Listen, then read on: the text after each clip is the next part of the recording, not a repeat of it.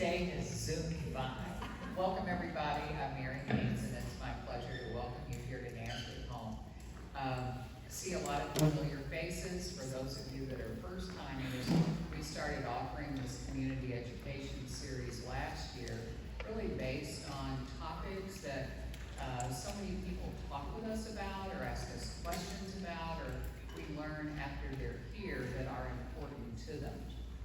So there's a folder around in many of these seats, and in that folder is a questionnaire, kind of a survey, and any idea or topic that would be of interest to you that you would like to see us include, we'd really appreciate that feedback. And then just generally, we appreciate your feedback. So the best things that we learn about what we do are from you. They're from people who are using our service or seek to use it, or are thinking about what they wish it would be. So we would really like to know those things. We have the two campuses here. We're here on Newburgh Road. We're in the Clifton area at 2120 Payne Street.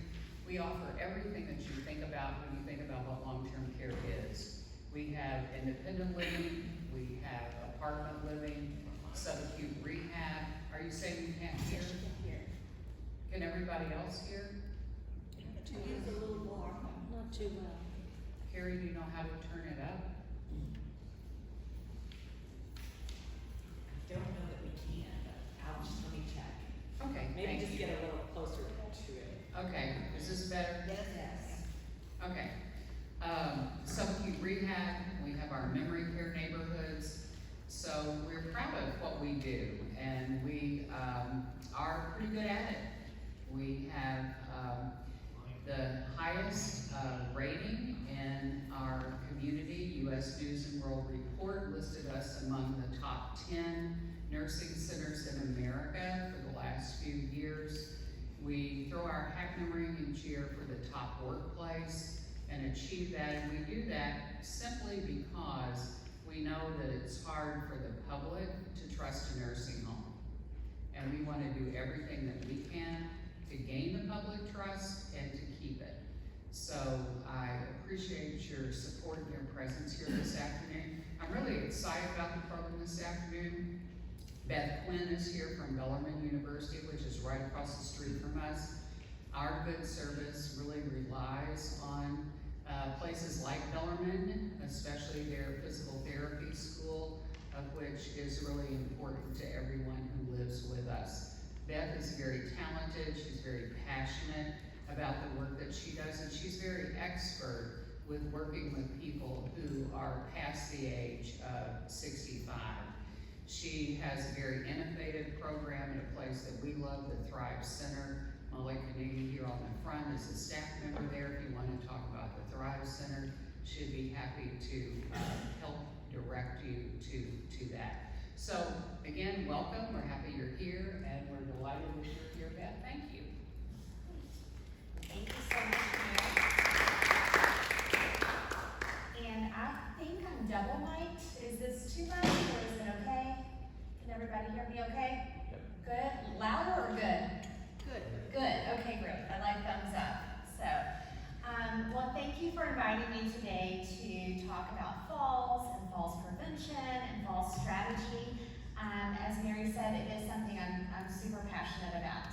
I'm a physical therapist with about 22 years experience. I am a board certified geriatric clinical specialist, so I do love my older adults. Most of my professional career was spent in the hospital setting. I worked and still work for Norton Healthcare. And when you go into the hospital, a majority of my caseloads were older adults. And so that was a clinical practice area that I started to love and develop skills with over the years. For the past 9 years, I've been on faculty at Bellarmine, like she said, just up the street, and helped teach in some of our geriatric coursework, as well as some of our service learning programs that focus on older adults. I've also started to do some research with older adults and falls and floor transfer recovery. I've actually had a couple participants in one of my research studies that we've done recently that I'll share with you all in a little bit. So thank you, I'm very excited. I have about 5 hours, right? Yeah, I mean, I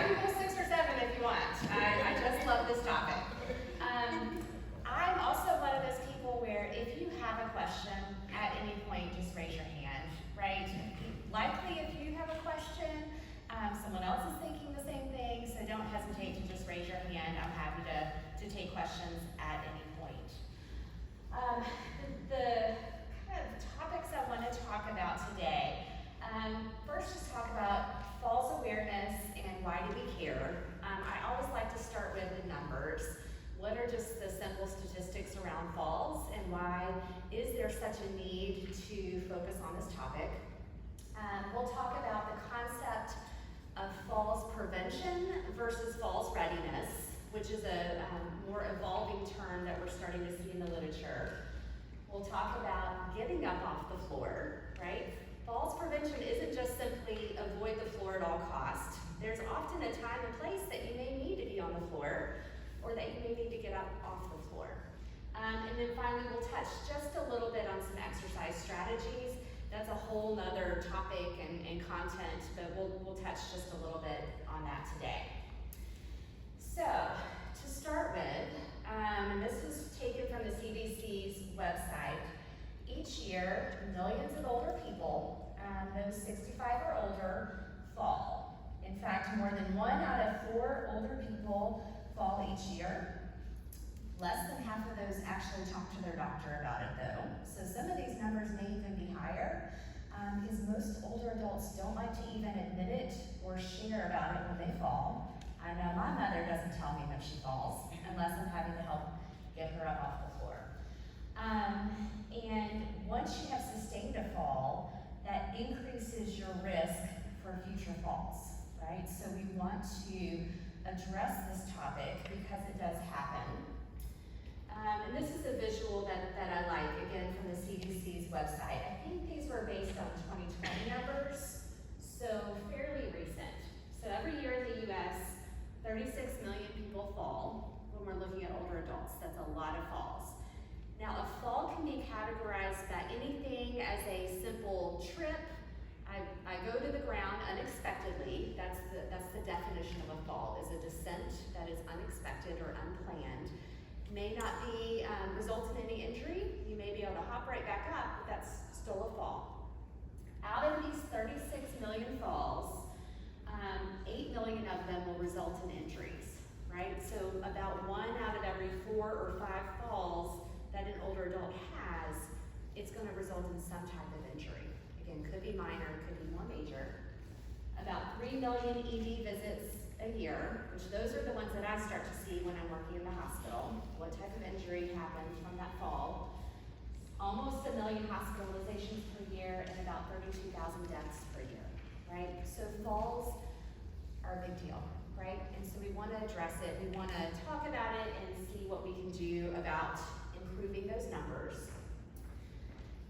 This is also a comparison because if we think about the population here in the US, when we look at basically how many older adults are there in the US, is that number increasing or decreasing? Increasing significantly. You guys have probably heard the silver tsunami term even. The tsunami's here, right? Our baby boomers are reaching that 65 and older age. So the frequency that this is happening is going to continue to increase, right? In a kind of a sad way, I show my students these numbers and I'm like, people, this is job security. We have a big task ahead of us to take care of our population because those at risk of falling and sustaining injuries is only going to increase for quite a while, right? So it's an important topic for us to be addressing. So if somebody were to say, well actually tell you what, raise your hand if you have fallen in the past 6 to 12 months. If you're willing to admit it, if you don't have to. So I already see some hands. I'm guessing there's probably going to be 1 or 2 who might have also happened that maybe they have a hard time admitting it, right?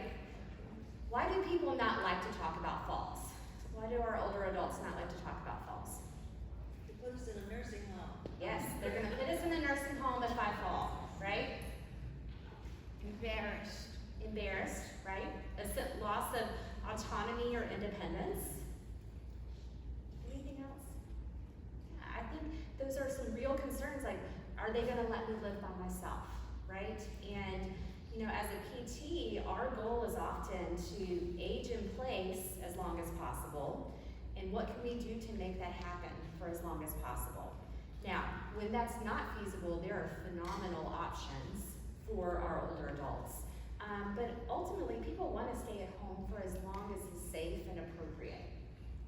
So when we say, when we talk about, well, why did somebody fall, right? There are a million reasons why somebody falls and what those risk factors look like, which makes part of this so complicated because there's not gonna be one single thing that's gonna prevent somebody from falling, right? Even me as a 45-year-old adult, my dog probably about a year ago wiped me out when I was out taking her for a walk and I fell, right? And it's not something I could have prevented, it happens. But here on the screen are some conditions that make it more likely for an older adult to fall. And so I'm gonna talk about some of these different buckets of reasons, and you can kind of think about, is this something that might apply to me or not? So on the very top, we think about frailty and weakness. As we age, your body, your muscle mass starts to decrease. Unless we're really doing some good aggressive exercising, we start to lose strength and lose muscle mass, especially in the lower body, increasing our risk of falling. The next bucket there, as I mentioned earlier, if you've had a previous fall, that increases your chance of falling. Likewise, and this is something that can be surprising to people, but if you have a fear of falling, like a significant fear of falling, that is an independent risk factor for increasing the risk of falling, right? Now, that one's kind of complicated. I think you get into some psychology and some physiological changes with that. But fear of things often leads to avoidance, right? So if I'm scared to now go upstairs, if I'm scared to walk out in public because I'm scared I'm gonna fall, you're decreasing your activity, you're avoiding that, you're losing that physical stamina, right? And it can be a double-edged sword for the fear of falling. All right, the next bucket we have that can contribute to someone's risk of falling would be those sensory deficits or sensory changes we might develop as we get older. So visual changes, things like cataracts, glaucoma, that loss of visual acuity can increase someone's risk of falling. If you have a decrease in your sensation in your feet, right? Have y'all heard of either peripheral neuropathy?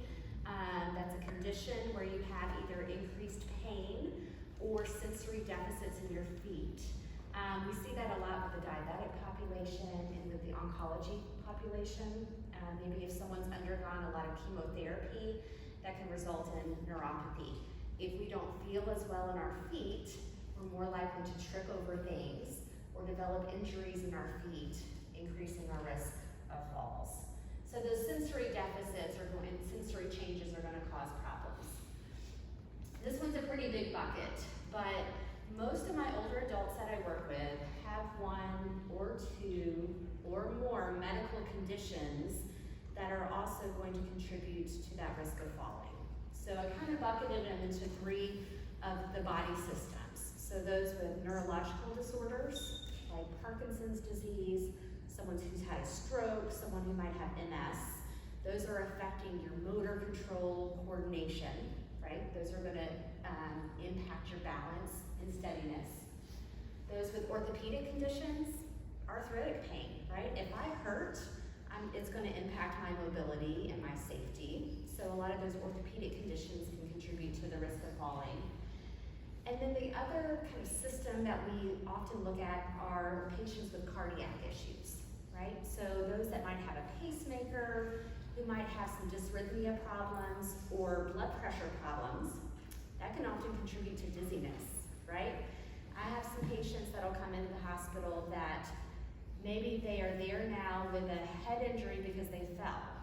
Well, my job sometimes is to, okay, we need to treat the head injury and the things that are dealing with that, but what caused that fall, and did they actually have an episode where they passed out because their blood pressure dropped really quickly, right? So we sometimes have to tease apart what those contributing factors are. So those four buckets we talk about, and you may identify with one or more of those things. Those are things that we call intrinsic risk factors. Those are kind of inherent with my body and things that I need to be able to address. The last two things we consider extrinsic risk factors. This one's a big bucket, your environment, right? How conducive is your environment to to letting you move about your home safely, right? And I have a slide here, and on the next slide we'll talk about, but the environmental factors can be significant, right? And again, you have control over what's in your house, hopefully, if your spouse lets you.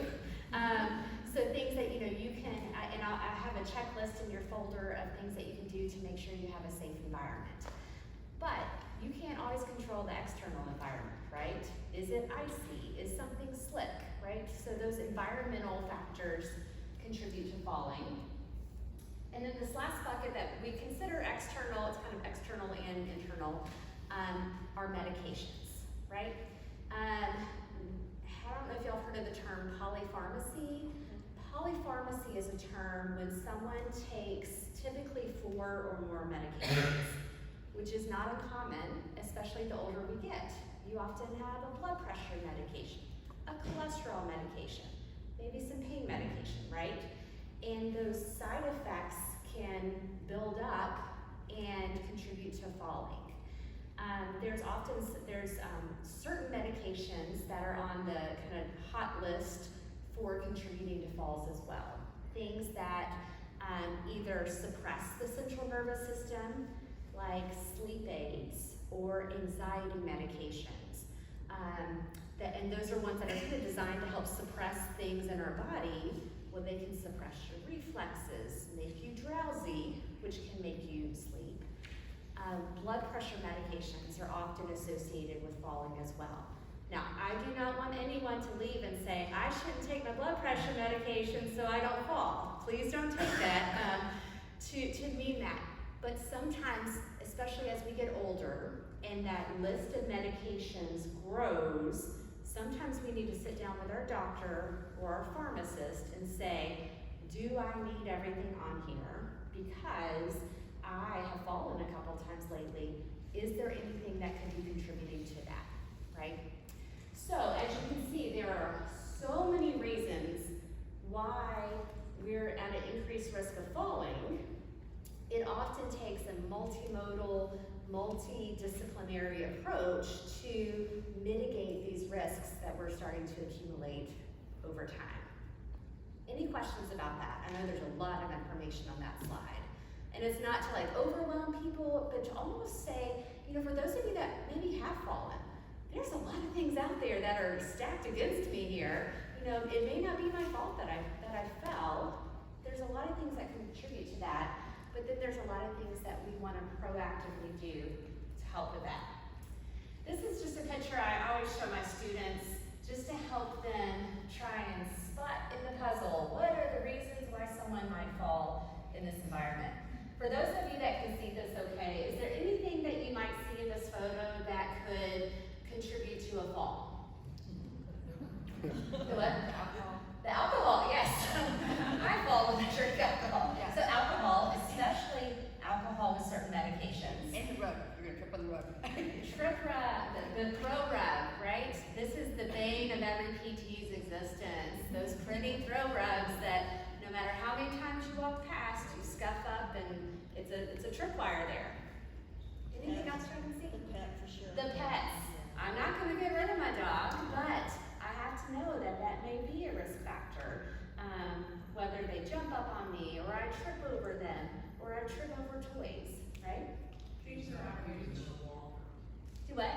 She doesn't have her walker with her. Yeah, she has a walker about 10 feet away from her. Doesn't work really well if you're not using an assistive device that you should be using. Stairs with things on the stairs. Yes, and this is my house at home. Hey kids, take your stuff upstairs, right? So objects laying around that aren't put away. You're doing a good job of this.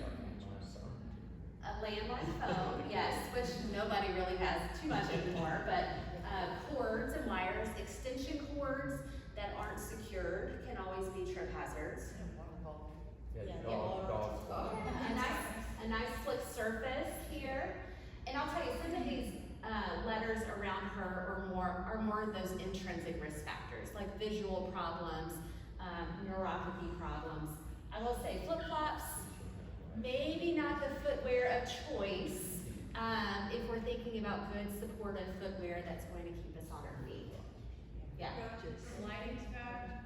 Lighting is a huge thing. If I can't see well, and I'll tell you, I'm 45. I know I'm not quite to 65 yet, but I'm starting to have some visual changes.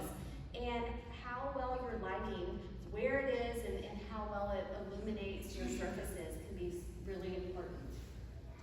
A nice rolling chair. So there's lots of things that we can think about in our environment that can influence your safety in a home. And again, I have in your folder, I'll go ahead and kind of clue you in, there's 3 handouts from the CDC. It's part of their STEADY program, which is a program that I love. It's designed to help primary care physicians identify and refer when someone is at risk for falling. And they have a really nice checklist. It's on the one titled, probably the second one you have. There's a check for safety, a home falls prevention checklist for older adults. On the back, it goes through room by room with a checklist that you can go home and do. Now, what I want you to think about, it's great if you go home and do the checklist on your house. But if you go to your daughter's house twice a week to help out, maybe think about perusing things there as well, right? Whatever environments that you might be in on a frequent basis will be really helpful. Okay, so what I'm going to talk about now is falls prevention versus falls preparedness. Falls prevention is when we actively do things to keep us from falling, okay? So that may be some of the things we just talked about. Are we going to modify our home to make it safer? Are we going to use our assistive device like our PT recommended? Are we going to work on our exercise program to keep us strong and healthy and work on our backs, right? Those are things that we are proactively going to do to prevent falls. And at the end of the day, if I can prevent a fall, that's amazing and wonderful. I don't want any part of it. Let me keep that off my medical record, okay? However, we always have to be realistic in knowing that I can't always prevent a fall, right? Even if you are doing everything by the book that you should be doing, there is always a chance that something out of your control is going to happen and you're going to end up on the floor and you're going to fall. So falls preparedness is, like I said, it's kind of developing steam in the PT world as an approach to say, look, I'm going to still do all these things to prevent myself from falling, but I also want to know that if it does happen, I'm prepared to either try and minimize my risk of injury or minimize the seriousness of the injury. And I'm also going to know that I can recover from that fall if I'm able to, right? So the number one thing in my world right now that we deal with on this piece is doing a floor to stand transfer, getting down on the ground and getting up off the floor. So we'll talk about that here in a little bit. So I want to start with just a few additional falls prevention strategies that we can help support you all with. First of all, you want to look at your general risk of falling right now. You know, I had you all kind of self-identify on that grid. What are some of the factors that might be associated with what you're experiencing? There's 3 questions that, at a minimum, if we ask our patients these 3 questions, it can give us a whole lot of information. Number 1, have you fallen in the past year? Right? And I already saw some hands there. Do you feel unsteady when you're standing or walking? And then the 3rd question is, do you worry about falling? And for my patients, if they answer yes to any one of those 3 questions, they're already at an increased risk of falling, okay? Now, I will point out, because again, I know some of our people here today are ones that have done some fall screening, looked at some outcome measures, and I may have a patient who scores really high risk on some of our outcome measures. That does not guarantee that that person is going to fall, right? Just like if someone does these risk assessments, maybe they do some of the outcome measures and they score, man, they're low risk for falling, it doesn't guarantee that they're not going to fall. but it just gives you that kind of that likelihood of, is it more likely gonna happen than not? And how can we best adjust or prepare for that, okay? Another one of the flyers that I'll reference, you all to is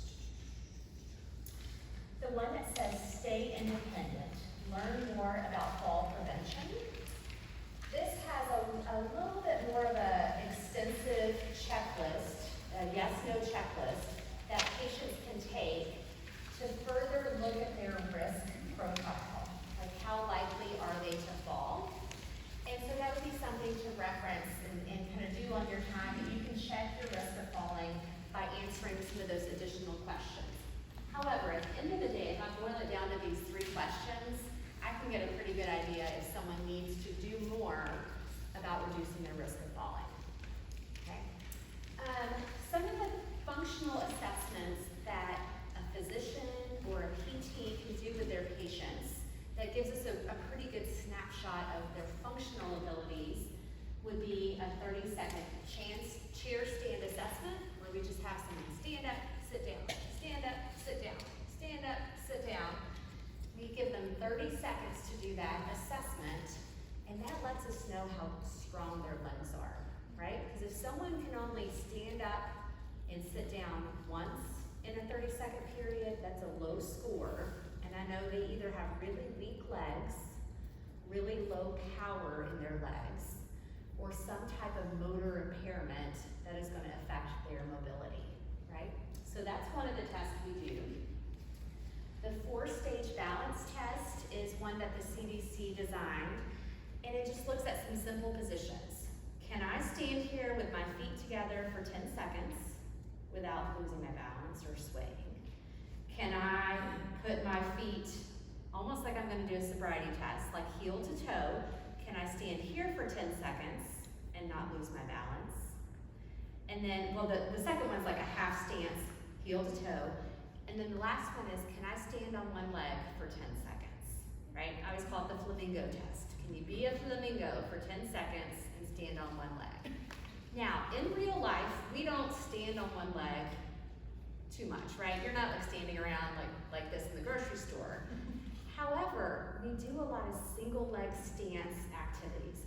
When you go to step over a curb, when you go to step in your car, into your bathtub, we're most stable when I've got both feet on the floor, right? I have a wider base of support versus when I'm in that single leg stance for even a little bit of time. So that's another functional assessment that we can do with our patients to look at their risk profile. And then finally, the tug test, timed up and go. It's a super short test where I have a chair and I ask someone, when I say go, you're gonna stand up, walk 10 feet or 3 meters, and come back and sit down, right? It's a test we do with a lot of our patients. It only takes 8 to 10 seconds. But how long someone takes to walk and turn around and initiate that movement can give us some insight into their mobility. Now, I have a question for the audience. When we talk about walking speed, walking fast or walking slow, which is safer? As far as if you ask someone just to walk across the room at their normal rate, if I have someone that walks really fast and I have someone that walks really slow, which one am I concerned about? Neither. Or slow. I hear all the answers, which is great.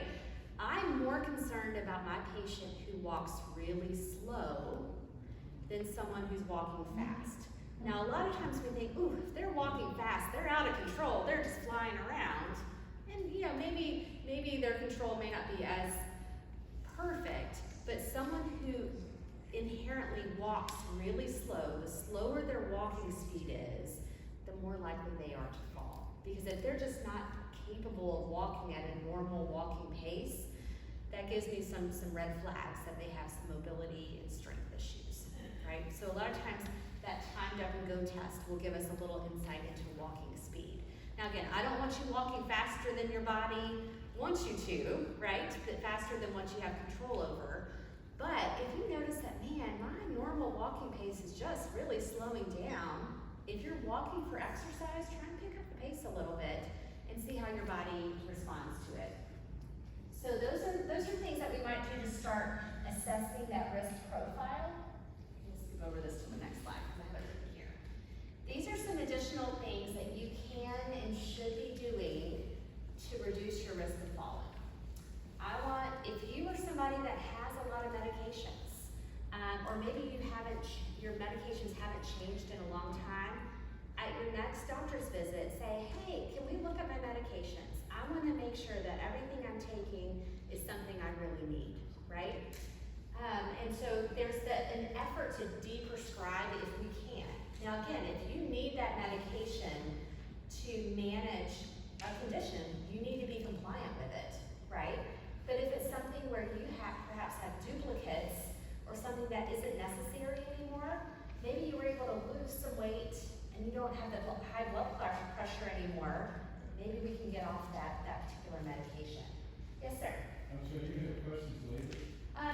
If it's something relevant, I'll go ahead and take it. Something you just said, we walk, enjoy walking. Yeah. She walks fast and I walk slow. Yeah?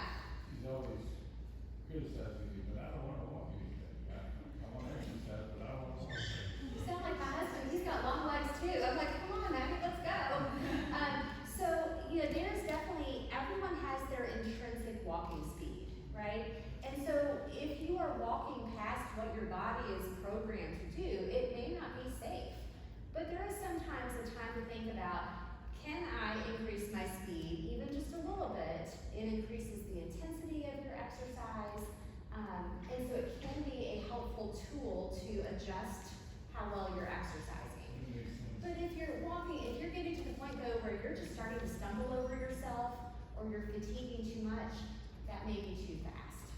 Thank you. If you find though that you're walking slow that maybe you can't get across the street before the light changes, then then you may need to say, what is my walking speed? How am I doing? Can I do anything to improve it? Yeah. Thank you. Yeah, good question. All right, so we want to check our medications with our doctor. On an annual basis, you want to be checking your hearing and your vision, right? That should be a part of everyone's to-do list every year.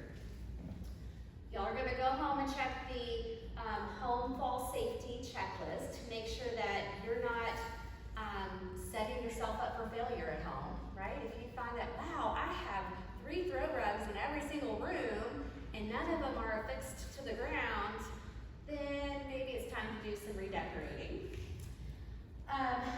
Huge recommendation, there's a ton of evidence.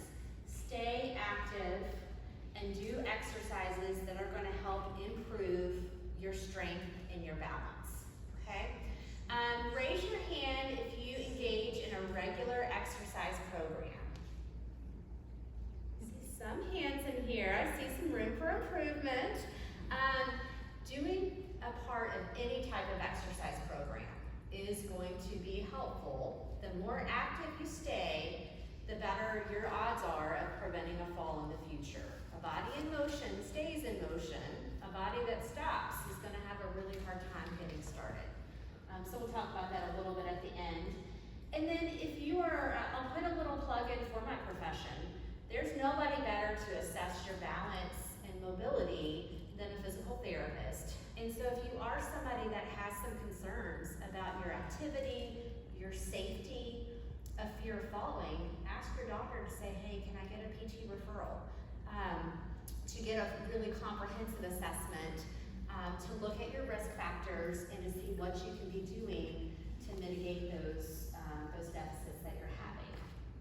This is just a nice infographic from the I think this was the NIH, the National Institute on Aging, on tips. And again, it talk about medications and side effects. Do your strength and balance exercises. Get your vision and hearing checked. Make your home safer. Use an assistive device if you've been told you need to get one. And this is always a tricky one. Whenever I work with patients in the hospital who might need a walker or cane, even temporarily, maybe they're recovering from a surgery, you don't have to, you may not need it forever.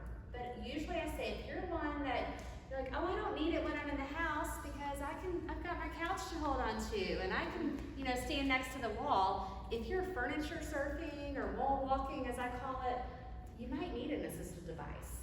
And I know a lot of older adults want to avoid them because it's a very outward display that I'm aging and I'm not independent. But if that assistive device keeps you on your feet and keeps you out of the hospital, then it's gonna be, you're gonna be much better off than by not using it. And then this other piece, which we talked about just briefly, stand up slowly to avoid dizziness. If you find that you're getting dizzy often when you first get out of bed in the morning, or when you're changing positions, that could be a sign that you're having some blood pressure regulation issues. And maybe that blood pressure is dropping briefly when you stand up, and you might need to adapt to that. Okay, let's talk a little bit about, gotta stay on time, because like I said, I can talk forever about this. Falls preparedness. While I want you all to do everything you can to keep yourself on your feet, prevent and mitigate your risk factors that might put you at risk of falling, we can't always guarantee that we're not gonna fall or end up in the floor. And so what I like to do with a lot of our patients, especially ones that participate in our Thrive Center exercise class, is say, okay, it's time to get on the floor and get back up. In fact, a lot of times I'll time them to see how long it takes them to get from laying on your back on the ground, like, dead man's pose on the ground, to up on your feet. And that can help, again, give us an idea of someone's mobility.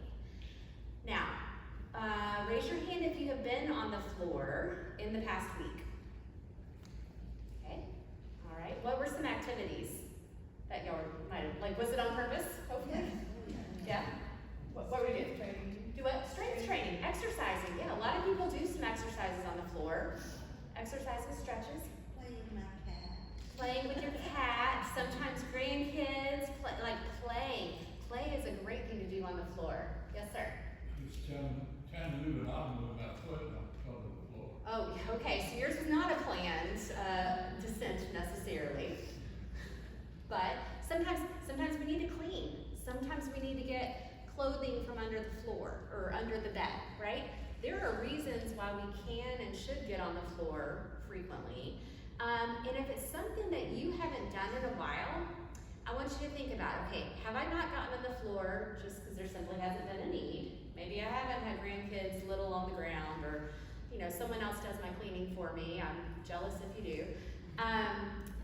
Maybe there's not a reason. But if the reason you haven't gotten on the floor is because you're scared, or you are just simply avoiding it, I want you to think about, okay, is this something I can do? Because what I find is that my patients that know they can get on and off the floor, it reduces that fear of falling just a little bit, right? Because what are we worried about if we fall? A, that we're gonna hurt ourselves, and B, that we just can't get back up, right? I have a patient that has come, or a participant who's come to our exercise group, and probably 6 or 7 years ago, she fell. She lives alone. She laid on the floor for almost 24 hours because she couldn't get back up and she couldn't get assistance. So her fear of falling now is probably unrecoverable at this point. We do so many things with her, and she has improved significantly. But that's something that we worry about. And so if we know to say, hey, not only, I'm gonna do everything I can to keep from falling, but if I do end up on the floor, I have some confidence knowing that I know how to get up, or I know how to have someone help me get up off the floor, okay? Now, I don't encourage you to go home and do it by yourself with your cell phone in the other room and, no means of help, but it's something to think about. So, a lot of people will ask me, but teach me how to fall properly, right? And in fact, and you're with AARP, is that right? Well, I'm associated. Okay, so it's funny. So I get the AARP magazine because I love my older adults. And there was an article maybe a couple months ago on, it was written by a Hollywood stuntman, and saying, here's how you should fall. And it was great. It was great advice. If you know you're gonna fall when someone walks and opens the door, then you can tuck and roll and do all the things that they do to not injure themselves. But usually when we say, teach me how to fall, rarely do you have time to react appropriately. They're unexpected. So really your effort needs to be, how do I not fall? And then how do I get up off the floor if it happens? Now, there is such a thing called a protective extension reflex. If we start to fall, what do? We, reach out to brace ourselves, right? And while a lot of people will say, don't do that because you're probably gonna break your wrist or break your shoulder, at the end of the day, that's still better than hitting your head and having a brain injury or something worse. So truly, that protective reflex is wired in your body to minimize something more vital from getting hurt. Does that make sense? So I really don't focus a whole lot on how to fall properly other than that piece. But the next part can be incredibly important. So you find that you've fallen. What's the first thing people want to do, especially if they're in public? Let me get up, right? I'm so embarrassed. I don't want someone to see me on the ground, right? And that's really the last thing you need to do. You need to sit there, unless you're in immediate danger. If you're in the middle of Bardstown Road, it might be urgent to get up so you don't get plowed over by a semi-truck. But you need to pause and assess yourself. Did I hurt anything? Am I bleeding? Am I broken? Am I in any significant pain? Right? So give yourself a quick pat over. You may need to also try and think, what just caused that fall, right? Am I dizzy? Am I losing consciousness? Like, is there something medically significant going on? Or did I trip over my shoelace because it wasn't tied, and I know that I'm not at risk for falling anymore because of that, right? So once you've given yourself the assessment, you patted yourself over, if you don't have any injury and you feel like you can get up, then you start to work on that floor transfer, getting back up to your feet. If you find that you're unable, the next thing that you want to do, or actually, I'm sorry, let me jump in here first. If you are hurt or unable to get up by yourself, hopefully you have your cell phone with you, your life alert, your pendant, your Apple Watch, something that can alert emergency systems to get help, right? And if you don't have that, then you need someone to come help you. If you are okay then, you want to try and get up on your feet if you're able to. If you need someone to come assist you, the first thing I want you to do is say, get a chair and put it next to me, right? Because then I have a stable object that I can either push up off of and start to get into, or at a minimum, even if I can get on my feet, I can sit there and continue to regroup until I know that I'm okay to continue walking or getting back on my feet. Does that kind of those basic tips make sense to that point so far? If you are by yourself, say you're in your home, you fell, and you cannot get back on your feet, sometimes the best thing is, can I at least crawl enough to activate, to get to my phone or to get to some other way of getting help, right? Because maybe I don't need to get up on my feet completely. Sometimes getting on your feet is not always the end goal, as opposed to just simply getting help when you need it. So on the next slide here, I'm getting short on time, I'm trying to wrap it up here. Here are, we often don't think, just like you don't think about how do I get out of bed, you often don't think, how would I get up off the floor? There are different strategies that someone might use, whether it's rolling onto their side and pushing up, rolling onto all fours and then climbing up. Some people are going to push themselves up from behind because maybe they have really tight hamstrings and get up a different way. There's lots of different strategies that people might use that are going to work for one person better than they'll work for another one. So sometimes it's a matter of saying, okay, I have help here, let me try this out and see what my preferred strategy is to help get up off the ground. The other photo I have here just shows someone using a chair, right? And again, if you have any type of trepidation or nervousness about getting up, have someone get a sturdy chair right away. So that way you have a solid object to, at a minimum, crawl over on your hands and feet, kind of climb with your arms up into that chair to either stand up or to at least just get into the chair. Does that make sense? All right, I think I have just a couple other things here, and then I'll open it up to questions. I am a big advocate on, I like simple, but I also like some new, easy technology that is out there to help us keep our older adults safer. There are a lot of products like the Life Alert, help, I've fallen and I can't get up. Everyone knows those commercials. Those pendants or wearables can be fantastic. They only work if you're wearing them though. So like my mom's that I got for her, it's great, it worked. When it sat on the charger in the kitchen, didn't quite work when she was not using it. A lot of Apple Watches have a built-in emergency feature that can either ask you if you need help, or they can even detect a fall. And so those are interesting to look into, and can be set up very simply, so you're not having to respond to too much. The other thing I recommend for people who either are maybe supporting someone who lives alone, or wants to stay alone and says, hey, put anything in my house to let me stay here, we often think of them as baby monitors, but they work great for older adults too, right? A Wi-Fi enabled camera system. So again, my mom lives alone. She often leaves her cell phone back in her bedroom or in the bathroom. And so she doesn't answer her phone. I have to drive over there, make sure she's okay. She's sitting there watching TV. So we set up a camera, one in her bedroom, one in her living room. I told her to, I only look at it when you don't respond, but I can see if she's sitting there watching TV just fine and ignoring my call. I can also speak to her if she's not answering. So I can say, hey mom, you forgot your phone again. And it allows me some peace of mind to be able to help support her at home, but not have to be there physically all the time.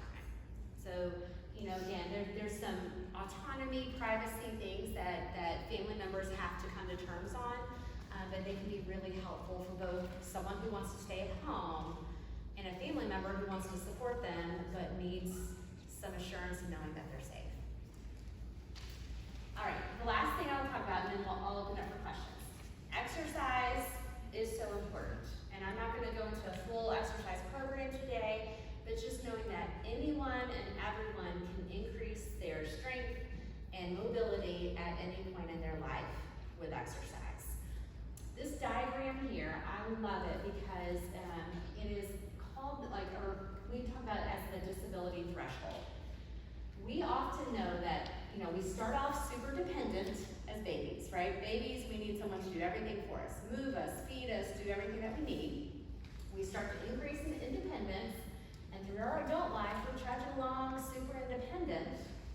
As we age, bit by bit, we often lose a little bit of strength, a little bit of mobility, a little bit of sensory input over time, but often we're not even aware of what those changes look like until we hit this disability zone, where all of a sudden one day we wake up and I can't walk around the grocery store anymore.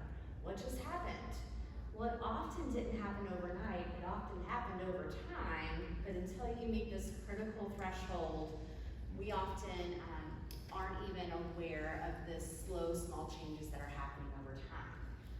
Exercise, though, has the ability, to help keep people above that disability threshold with some very intense and focused exercise. I'll kind of leave and talk about our students, our Bellarmine PT students do a pro bono clinic at the Thrive Center during the spring and fall semesters, and we work with older adults with the goal of working on balance and falls prevention. We do a lot of targeted exercises that work on some of those things: grip strength, walking speed, posture, balance, things that we know older adults need to really age optimally and to stay at home as independently as possible. It's a super fun class. It's great because our students get to learn from our participants. They get to learn how to talk to an older adult, how to give instructions, how to adjust exercises if they're not working. And then our older adults get to benefit from the prescriptive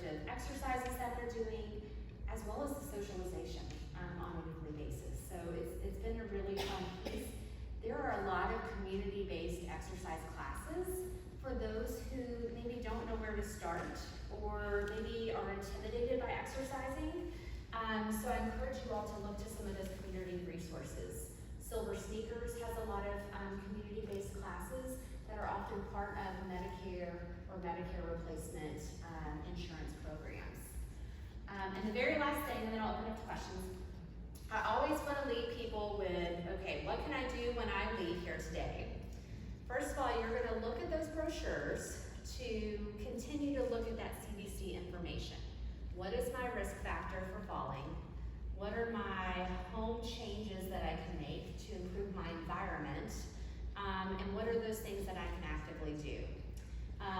Again, no one exercise or no one lifestyle change is going to completely guarantee someone won't fall, but it's an accumulation of little changes that people can do to help that. And so the 2 exercises that I'm going to ask that you all go home and do, incorporate to your daily life. First one is super simple and it's super functional. It's called a sit to stand. So I want everyone to either put their folder on the floor or in the chair next to you. I want you to scoot your bottom out to the edge of the seat. And we're going to do an exercise, it's exactly what it stands. Sit to stand. We're going to stand up and we're going to sit down. You're going to try and do that again. Stand up and sit down. Now, with every exercise, there's always ways to modify it. If that was hard, and I had a hard time getting up or getting up quickly, you can push from the handrails to use your upper body to help you. You can sit on a pillow to stand from a little bit higher surface. You can make that exercise easier if you need. If that was pretty easy, let's do it again. I want you to cross your arms and take away that upper body support. Now stand up and sit down. Right? Let's do it again. Stand up and sit down. Right? And let's do it one more time, just for fun. Stand up and sit down.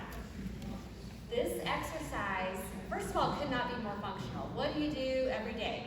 A lot of times, you got to get up out of your chair, right? And when you start finding that hard, it impacts every bit of your day. From getting up off the toilet, getting up out of your bed, getting up out of your living room chair, right? So those exercises, especially maybe if you're sitting there watching a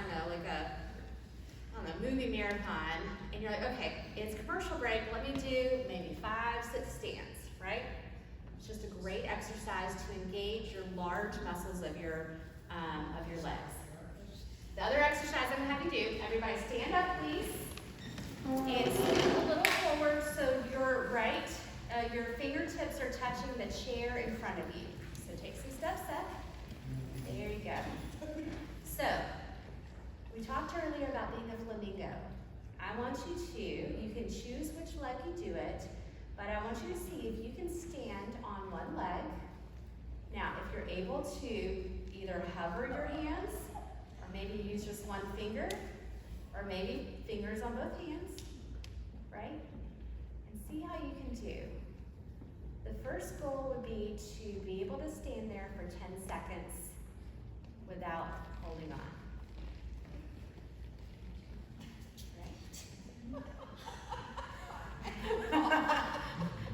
Do not push the person over next to you, please. All right, I want you to switch legs and see how it's different. See if you do better or worse on your other foot. Most of us have a dominant leg, just like we have a dominant hand.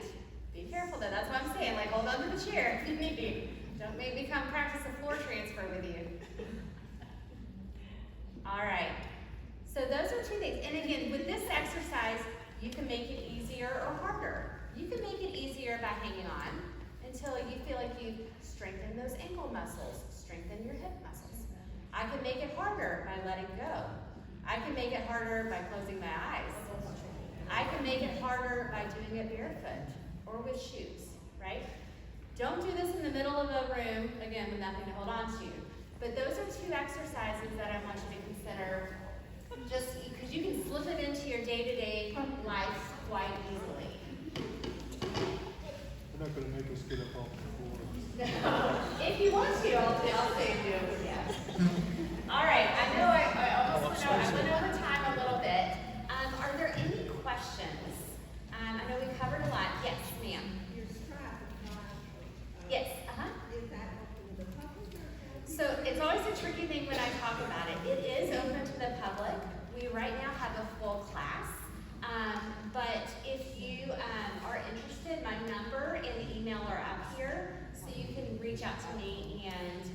you know, my goal in life is to someday get some grant funding where I could just do it all day long, every day.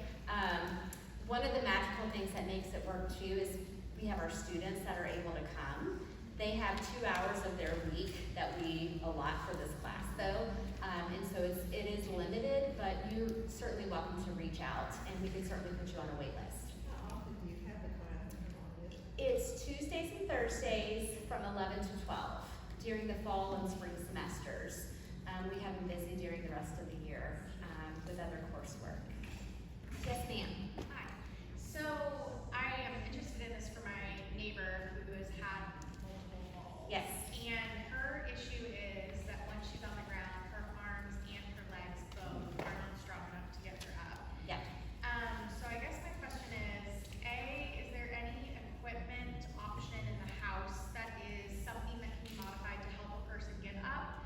And B, are there options for like you to show like what would that look like, or for someone to learn how to get up with both they don't have upper or lower body strength? Yeah. She can't get her feet underneath her, basically, is the problem. Sure. And one of the first things I would recommend is that, or to ask is if she has gone to PT before specifically with the goal of working on floor transfers, especially if it's something that happens frequently. It's an insurance covered skilled care that she would be receiving. So I would certainly start there to say, what are things that could be modified to do it? And you know, there are things like Hoyer lifts, some other devices like that that can be used to help someone get up off the floor. There's some other products, like there's some mats that can go under someone that can then be inflated to raise them up, at least some of the way. It's still challenging, because if you still have someone that's having that much difficulty getting up, short of a Hoyer lift that is just gonna, you know, physically or mechanically raise them up from the ground, that may be the best thing for them at that time. You just have to have a caregiver that can do that though. That's not something that she would be able to do independently. Yeah, she lives alone, and hers is similar to this gentleman's fall, where like she just tripped over the hassock, or she, you know, trips over things throughout the house. But I guess the biggest thing I debated on, even like she scoots around basically around the entire house trying to find something to help her Yeah. get up, but her Yeah. arms don't have the strength, and her Well, legs. and then that may be something where maybe she needs a step stool in every room. Maybe there's maybe some things that if she's able to work on a floor transfer, if she has the right chair or the right stool, maybe she needs to keep several of those in the house, so that way she would be accessible. She would be someone I would want to make sure she has her cell phone with her at all times, or some other emergency alert system. The only problem with cell phones are great if you didn't lose consciousness, or if you didn't drop it in the fall, or break something that makes you not able to push it out. Yeah, she had the light alert system that they got, but she's kept having an issue with butt dialing it, and then she got charged for them coming inappropriately several times. Yeah, And so I know a lot of, you know, it's such a costly service to get Yeah. that she ended up getting rid of it because she got charged by the fire department to come out Yeah. inappropriately. yeah. And it is a large expense to help with those falls, although sometimes the fire department is the best, you know, the necessary step to getting someone off the floor. Are there any other questions? Yes, ma'am. On the 30-second chair test? Yes. What's the average? You know, there are age and sex norms that are published. It depends. It's anywhere from like 12 to 15 for I think 65 and older. Of course, that number goes down the older someone gets. Somebody that's 82. Male, 82, I mean, I don't know. See that number right off the bat. I would still say close to 10 or more would be something that you would want to see somebody able to do. Now, obviously, if they have a lot of arthritis, or you know, there are things that are going to impact that from individual to individual. But you can also do a quick Google search, like normative values for 30-second chair rest tests. That way, I'm not misleading you on the wrong information. I always have my cheat sheet on my desk to reference that. Did you another question or good? All right, well, I'm happy to stick around for a little bit longer if y'all have questions that maybe you don't want to ask in front of anybody. I'm sorry I went a little bit over, but I appreciate you all having an interest in this topic. I did want to give just a couple other reminders. Don't forget the survey in your folder to help the staff at Nazareth Home out to get the feedback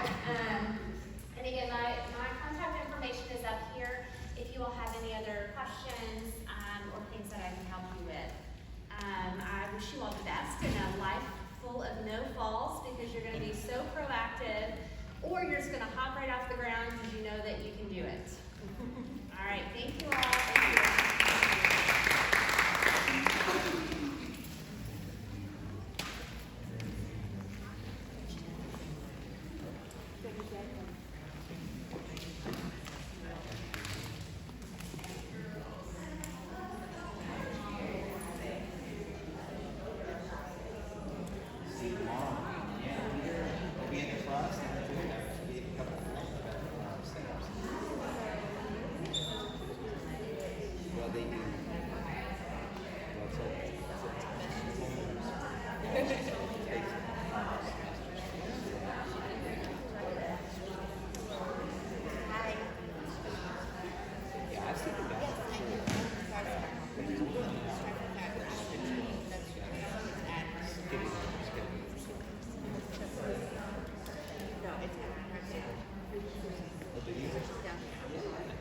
Well, you know, Buddy Hearn? Yeah. She's getting so much sleep. But she needs it, she's certified. Okay, okay.